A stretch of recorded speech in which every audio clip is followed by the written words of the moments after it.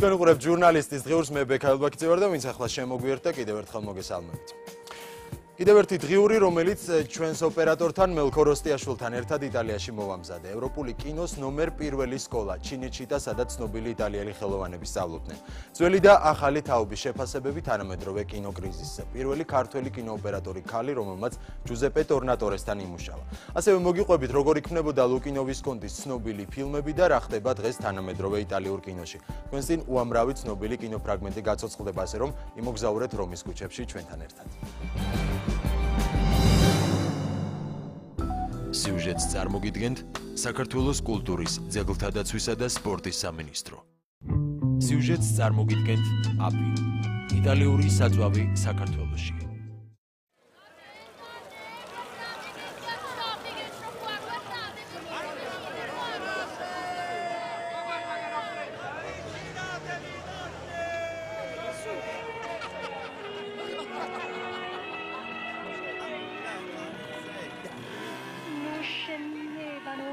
Le coppie innamorate se ne stavano abbracciate a pomicione l'erborista gli portava la guantiera რომი ღია ქალაქი, სადაც ყველა გზა მიდის. ცეზარებისა და გლადიატორების ისტორია, არქიტექტორებისა და მხატვრების მუზა, სადაც უამრავი კინოშედევრის ცნობილი ფრაგმენტი ცოცხლდება. Fontana di Trevi, სადაც ფელინი ტკბილ ცხოვრებას იღებდა.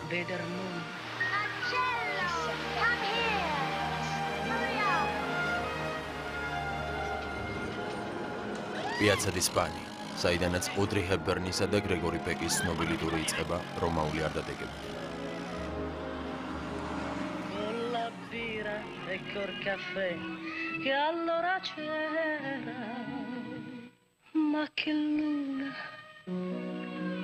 Ma che luna c'è stasera. San Pietro da Luna di Roma, რომელსაც ანა მანიანი უმღეროდა წლების წინ. ეს ფილმი ცოცხლად დარჩენილ მაესტროებს შორის ერთ-ერთი საუკეთესოს ბოლო ნამუშევარია. Omaggio a Roma, საჩუქარი რომს, ფრანგო ძეფირელიმ ჯერ კიდევ 2 წლის წინ მიუძღვნა. ნახევრად დოკუმენტური სურათით ძეფირელი თითქოს მაყურებელს გამოემშვიდობა. გამოემშვიდობა ორ ვარსკვლავთან, მონიკა ბელუჩისთან და ანდრეა ბოჩელისთან ერთად, რომლებიც ფილმში მთავარ როლებს თამაშობენ. Ancora toccala tutta! Ah!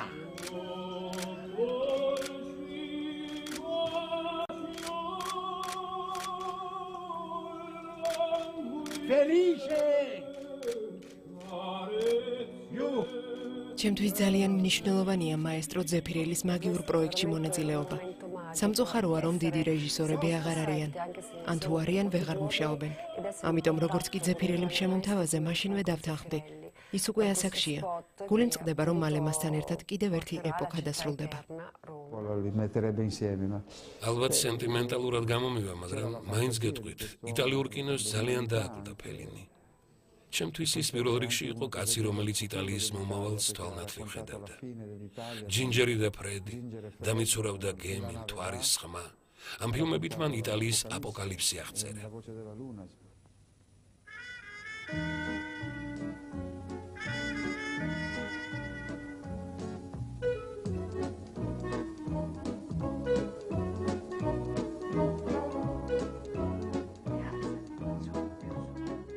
È terribile l'Italia di Berlusconi. თუ როგორი საზღარია ახლა ბერლუსკონის იტალია, ეს ფედერიკომ წლების წინ გითხრა.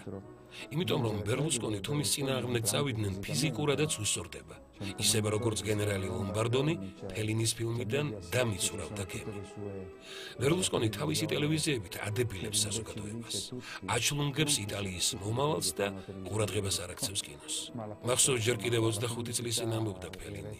არც ერთ მეცნიერსა და მკვლევარს არ შეუსწავლია თუ რა სერიოზულ ზიანს მოუტანს ტელევიზიის ასეთი გავლენა მსოფლიოს და ადამიანებს.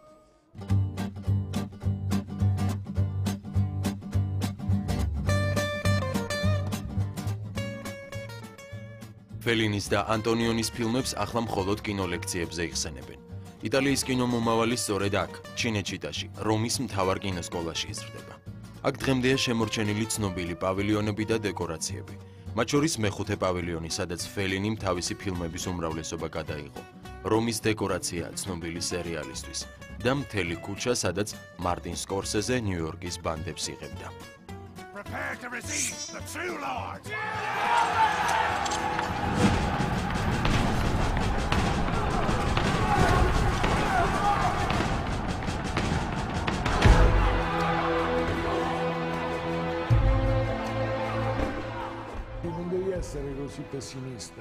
დღეს ბევრი პესიმისტურად არის განწყობილი იტალიური კინოს ბედზე, მაგრამ მე მჯერა რომ ისევ გადაიღებენ კარგ ფილმებს.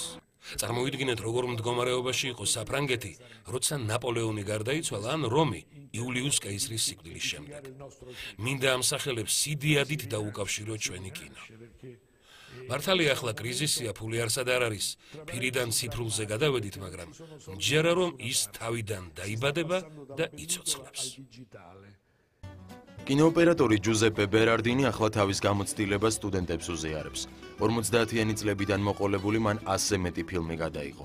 მათ შორის რობერტ ოლდრიჯის სოდომი და გომორა, ფელინის რომი, ბონდარჩუკის ვატერლოო, კომინჩინის პინოქიო და ძეფირელის ჯამბაზები, მაგრამ ის მაინც ვისკონტისთან თანამშრომლობას გამოარჩევს.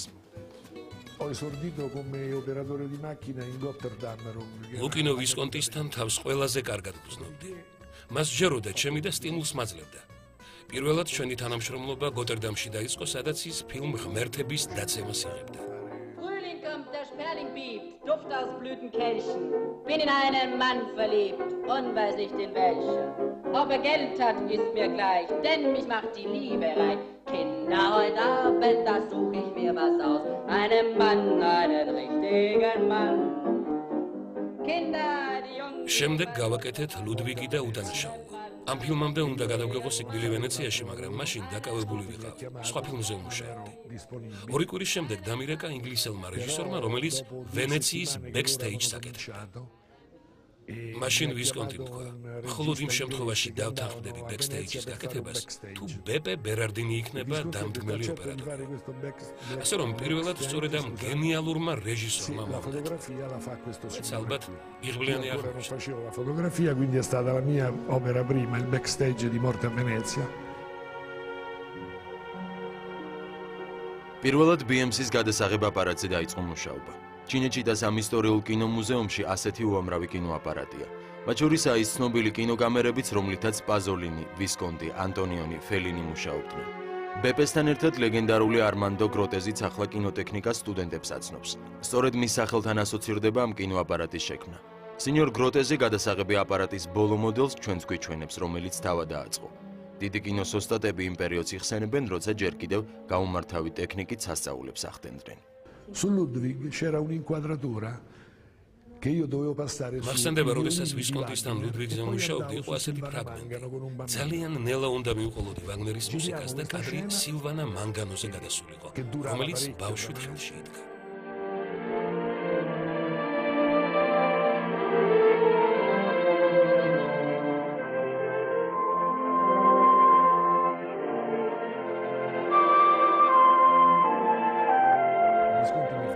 ამ სცენის გადაღება ძალიან დიდხანს გაგრძელდა.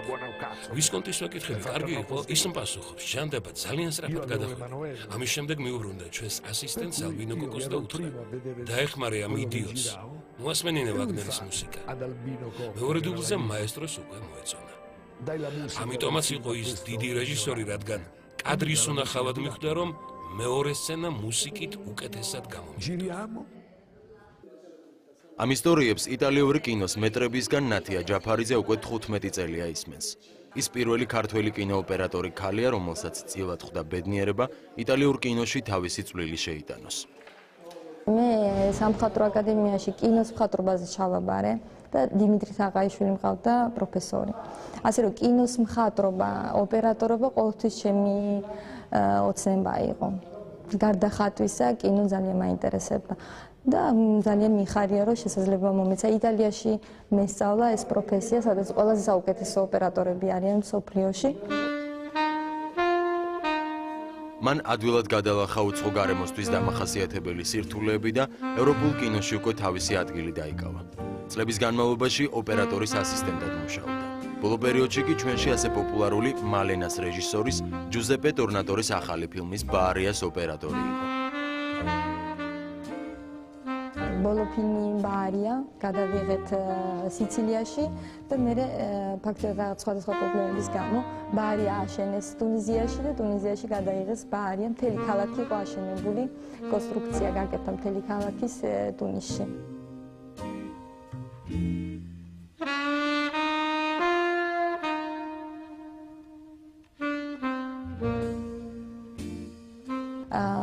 ეს ფილმი არის ტორნატორის ავტობიოგრაფიული ფილმი და იმედი მაქვს, რომ ამ ფილმის ჩამოტანასაც შევძლებთ და მე ველაპარაკეთ ჯუზეპეს უნდა თვითონ ჩამოსვლა საქართველოში, ძალიან უნდა რომ გაეცნო ჩვენ კულტურას. იმედი მაქვს, რომ შესაძლებელი გვექნება რეტროსპექტივა გავაკეთოთ. მთელი თავისი ფილმების. შესაძლებელია, იმიტომ რომ ძალიან გავს თავისი ხელწერა, ძალიან გავს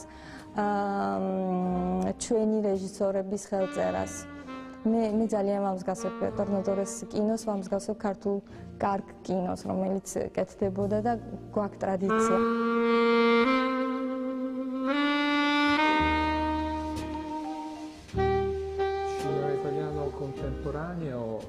ერთი შეხედვით იტალიური კინო ისევ საინტერესოდ გამოიყურება როგორც წლების წინ. არის უამრავი ახალი ავტორი, თუმცა არ ვდაობთ იმაზე, რომ ინდუსტრიაში კრიზისული პერიოდი ძალიან აფერხებს კინოწარმოებას. რადგან კინო გარკვეული გაგებით არ აინტერესებთ პოლიტიკოსებს, შესაბამისად ისინი არ იჩენენ ინტერესს, როგორც ეს წინა ეპოქაში იყო. მაგრამ მე ამ ყველაფერს მაინც ოპტიმისტურად ვუდგები. ყოველწლიურად ვესწრები სხვადასხვა კინოფესტივალს და უამრავი ახალი ავტორი აღმოვაჩინე. ისინი ცდილობენ აქამდე დაფარული საკითხები წამოწიონ წინაპლანზე. ვფიქრობ, ეს ცუდი არ არის. კანის ფესტივალის პრიზიორს, რეჟისორსა და პროდიუსერს ფრანჩესკო მარტინოტის ცნობილ კინოდარბაზ ჩინემა ფარნეზეში ვხვდებით. ის უკვე 14 წელია ხელმძღვანელობს ფორუმს კრიტიკის საერთაშორისო დღეები რომში. არის ფესტივალ კინოს გზები კანიდან რომამდე თავმჯდომარე და ვიმ ვენდერსის მიერ შექმნილი ევროპული კინოაკადემიის საბჭოს წევრი. წლების გამოცდილება მაჩვენა, რომ კრიზისული პერიოდი ისევე როგორც სხვა სფეროში კინოშიც გასავლელია. თუმცა ამ თემაზე განსხვავებული მოსაზრება აქვს მის მეგობარსა და ცნობილ კინოკრიტიკოს ალდო ტასონეს. ბოლო წლებში ძალიან მნიშვნელოვნად გააქტიურდა ნეაპოლიტანური სკოლა, რომელმაც ბევრი კარგი მსახიობი და რეჟისორი გამოუშვა. ყავს მაღალი დონის მსახიობთა გუნდი. ახალი თაობიდან გამორჩეულია სარდილო, კიმ როსი სტიუარტი. რეჟისორებიდან აქტიურად მუშაობენ ჯუზეპე ტორნატორე, ნანი მორეტი, მიქელე პლაჩიდო. პლაჩიდოს ახლა ოქროს პერიოდი აქვს, ალბათ ისეთი რვაფეხას დროსაც რომ არ ქონია. განსაკუთრებით მინდა აღვნიშნო მისი ფილმი კრიმინალური რომანი, რომელშიც ახალი თაობის მსახიობთა მთელი ნაკრები თამაშობს. სტიუარტი, პავინო, სკამარჩო, ჯერმანო. მათში ნამდვილად იგრძნობა ის ენერგია, რაც გვაიმედებს. მეორე მხრივ ისიც არის, რომ იტალიური ფილმების წარმოება 25%-ით გაიზარდა.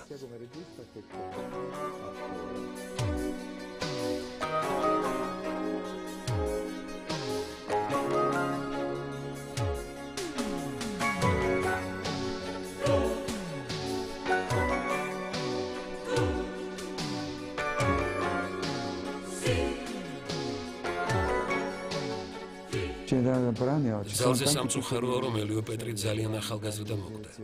ის შეძლებდა თანამედროვე კრიზისზე უფრო კარგად ელაპარაკა. სამწუხაროა, რომ ფრანჩესკო როზი ცოცხალია და ფილმს ვერ იღებს. მან ამაზე მითხრა, აღარავის აღარ ესმის ასეთი იტალია, როგორ გინდა რომ კინო გადაიღო. თუმცა ნანი მორეტის იმედი გვაქვს. დღეს ისევ პოპულარულია კომედიები. მაგალითად, პაულო ვირძე აგრძელებს მარიო მონიშელის სტილში მუშაობას, მაგრამ ისეთი სტიმული აღარ არსებობს. ეს იმის ბრალია, რომ ტელევიზია აღარ ეხმარება კინოს. ახლა ის მხოლოდ დაუსრულებელ დიალოგებზე და უაზრო თოქ-შოუებზეა გადასული.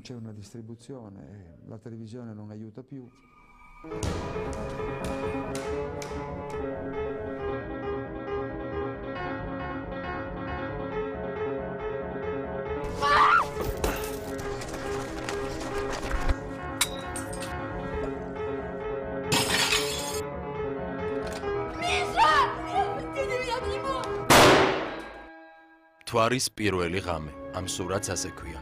პეტერბურგშია გადაღებული და მთავარ როლებს რუსი მსახიობები თამაშობენ. ფილმის რეჟისორი კი იტალიელია. მასიმო გულიელმის იტალიური კინოს კრიზისმა და საერთაშორისო ინტერესებმა მსოფლიოს სხვადასხვა ქვეყანაში მოგზაურობა აიძულა. მისი კარიერა ბოლონიის უნივერსიტეტში დაიწყო. პროფესიით კინომცოდნეს რეჟისორობაზე არასოდეს უფიქრია, მაგრამ კინოსადმი განსაკუთრებულმა ინტერესმა გადასაღებ მოედნამდეც მიიყვანა. საკმაოდ გვიან ასაკში დავიწყე კინოს კეთება. პირველი შავ-თეთრი მოკლემეტრაჟიანი ფილმი გავაკეთე. მას ასე ერქვა 1960 და მთავარ როლს მონიკა ვიტი თამაშობდა. მონიკა მაშინ დიდი სტიმული მომცა, ისევე როგორც ბევრ დამწყებ რეჟისორს. 80-იან წლებში ამ ფილმმა დიდი ინტერესი გამოიწვია. მათ შორის გამომეხმაურა რეჟისორი ერმანო ოლმი და თანამშრომლობა შემომთავაზა. ამას მოყვა მუშაობა ისეთ რეჟისორებთან, როგორებიც ეტორე სკოლა, სკარპელი და ანტონიონი. შემიძლია ვთქვა, რომ მათთან ურთიერთობით მიღებული გამოცდილება დამეხმარა გამეკეთებინა ჩემი დიდი სურათი რებუსი. ფილმი საფრანგეთში გადავიღე და მასში შარლოტა რემპლინგი, მასიმო ჯირონე და ფაბრიციო ბენტიმოლიო მოთამაშე.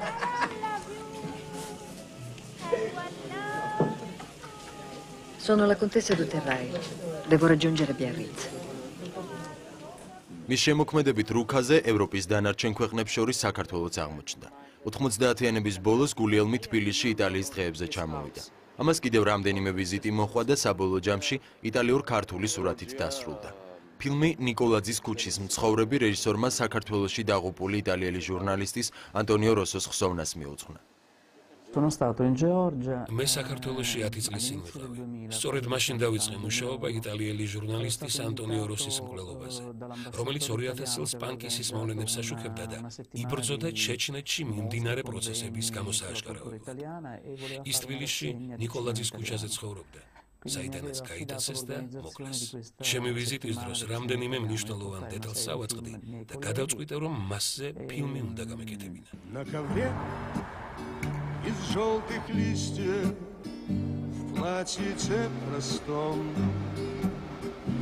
из подаренного ветром крепдышина танцевала в подворотне. ამის შემდეგ კიდევ ორჯერ ვიყავი თბილისში. მასალებს ვაგროვებდი. თავიდან პრობლემები შემექმნა, რადგან ამ მკვლელობაში გარეული იყო როგორც ქართული, ასევე რუსული და ამერიკული მხარე. საბოლოოდ ფილმი მაინც გადავიღე. შევეცადე აღმეწერა ის მიზეზები, რატომაც მოკლეს ანტონიო როსო. სურათში ნაჩვენებია მისი უკანასკნელი დღეები და გატაცება. ეს ფაქტობრივად მხატვრულ დოკუმენტური დეტექტივია, სადაც როგორც იტალიელი, ასევე ქართველი მსახიობები თამაშობენ. C'era tra noi un gioco d'azzardo, ma niente ormai nel lungo sguardo spiega qualcosa. მასიმო გულიელმის ქართული კინოსურათიდან ისევ რომის ქუჩებში გადავდივართ. ერთ-ერთი მთავარი ქუჩა ვიტორიო ემანუელე ახლა ძველი რომაელების ნაცვლად თანამედროვე პრობლემებით დატვირთული ევროპელებითაა სავსე. მათ სავარაუდოდ არც იტალიური კინოს კრიზისი აწუხებთ. ეს ტრასტევერე ვიჩინოა, პიაცა ტრილუსაზე მდებარე ვია ვიკოლო დელ ჩინკვე მუდმივად ტურისტებითა და ანდერგრაუნდის მოყვარულთა ჯგუფებით არის სავსე. ღამის ბარებს შორის ყველაზე პოპულარული კაფე დელ ჩინკვე ახლა ახალგაზრდა რეჟისორების კლაუდიო ჯოვანეზისა და ანდრეს არსე მალდონადოს საღამოს მასპინძლობს. დღეს კლაუდიო და ანდრესი მორიგ პერფორმანსს გვიჩვენებენ, სადაც ისინი კლაუდიოს ფილმის საუნდტრეკებში ასრულებენ.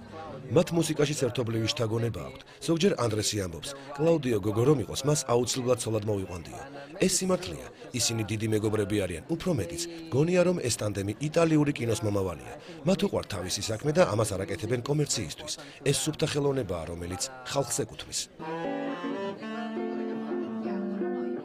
ჯაზი და ეთნიკური მუსიკის სინთეზი მხოლოდ კაფე დელ ჩინკვეს პატარა სივრცეში არ რჩება. მათი უმრავლესობა კინოს საუნდტრეკია, რომელსაც მეგობრები უკვე რამდენიმე წელია ერთად აკეთებენ.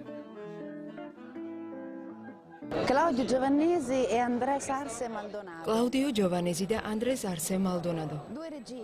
ორი რეჟისორი, ორი მუსიკოსი, ორი ნამდვილი არტისტი. ისინი შესანიშნავი ადამიანები არიან.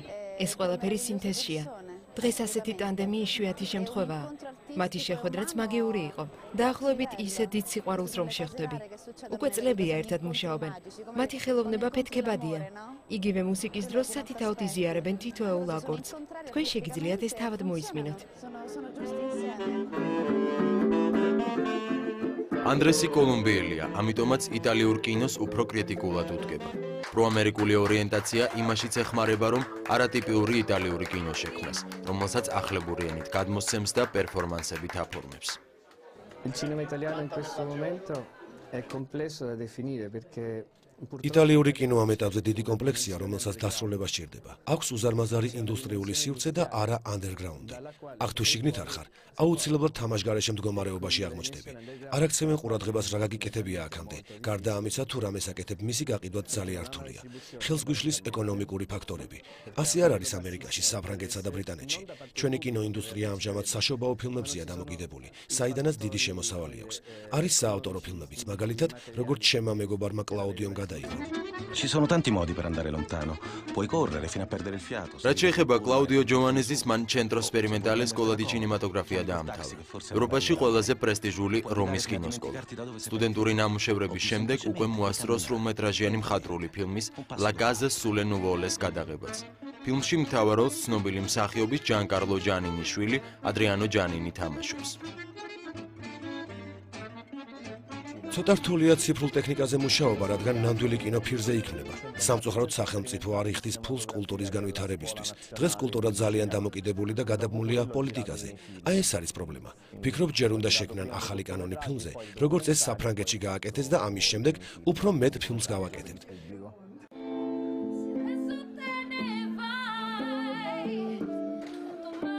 მუსიკის პარალელურად კაფე დელ ჩინკვეში თანამედროვე კინოს პრობლემებზე საუბარიც აქტუალურია, რადგან სტუმრების უმრავლესობა როგორც მოქმედი, ასევე მომავალი რეჟისორები და მსახიობები არიან.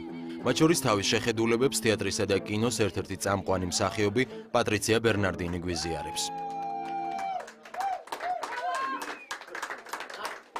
Il cinema italiano contemporaneo è vario. თანამედროვე იტალიური კინო მრავალფეროვანია, მაგალითად გაბრიელე მუჩინო, რომელიც საერთაშორისო სურათებს აკეთებს, იხება სხვა ტიპის უფრო რთულ ფილმებსაც, მაგალითად მატეო გარონე.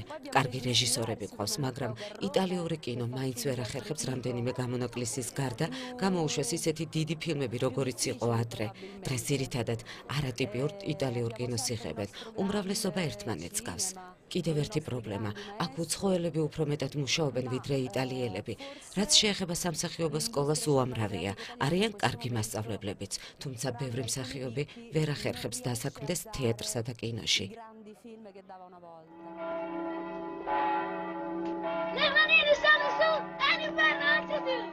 დღეს იტალიურ კინოს აღარ ყავს ფელინი, ანტონიონი, ვისკონტი. ძეფირელი მაინც და მაინც არ უყვართ. ფრანჩესკო როზი და მარიო მუნიჩელი პენსიაზე არიან. ბერტოლუჩი პოლიტკორექტულ კინოზე გადავიდა და მასაც დიდი პაუზა აქვს. დღეს იტალიაში მხოლოდ 5 რეჟისორი მუშაობს აქტიურად. წელიწადში მხოლოდ 20-30 ფილმი იქმნება, რაც მე-20 საუკუნის კინოწარმოების ნახევარიც არ არის. თუმცა მიუხედავად ყველაფრისა, მსოფლიო კინოს მაინც იტალიელები წარმართავენ. In Italia siamo stati sempre ჩვენ იტალიელები ყოველთვის პირველ ადგილზე ვიყავით ევროპაში, მსოფლიოში კი მეორეზე. მით უმეტეს თუ გავითვალისწინებთ იმ ფაქტს, რომ ამერიკაში ერთ დროს 4 იტალიელი წავიდა და სწორედ ისინი იყვნენ პირველ 4-ში. სტორარო, დე პალმა, სპინოტი და როტუნო. იტალიელი სადაც არ უნდა წასულიყო, ყველგან მოწოდების სიმაღლეზე იყო. ეს ნათლად წარმოაჩენს ჩვენ სკოლას და ისტორიას. დავაკვირდეთ იგივე ამერიკულ კინოს. სინატრა, დე ნირო, სტალონე, პაჩინო, კოპოლა, სკორსეზე. ესენი ყველანი იტალიელები არიან. არ დაგავიწყდეთ, რომ ვასახელებ პირველი რანგის ხალხს. ცუდად არ გამიგოთ, მაგრამ სამწუხაროდ ამჟამად ვერავის ხედავ ისეთს, ვინც ამერიკაში წავა და დიდი რეჟისორი გახდება.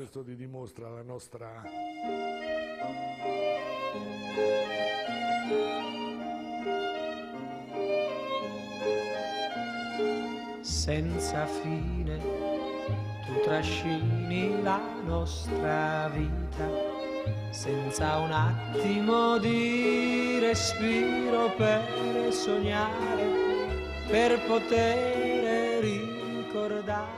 თუმცა ყველა გზა მაინც რომში მიდის.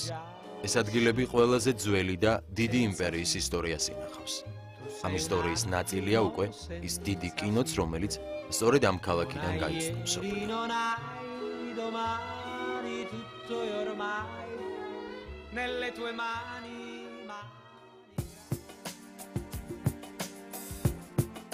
ჩვენი გადაცემა დღეს აქ დასრულდა. თქვენ უკვე შეგიძლიათ მომდევნო კვირას შემოგვიერთდეთ 20 საათსა და 30 წუთზე. დრო ისევ ჟურნალისტის დღეში ჩერდება. გმადლობთ რომ გიყურებთ. მომავალ შეხვედრამდე.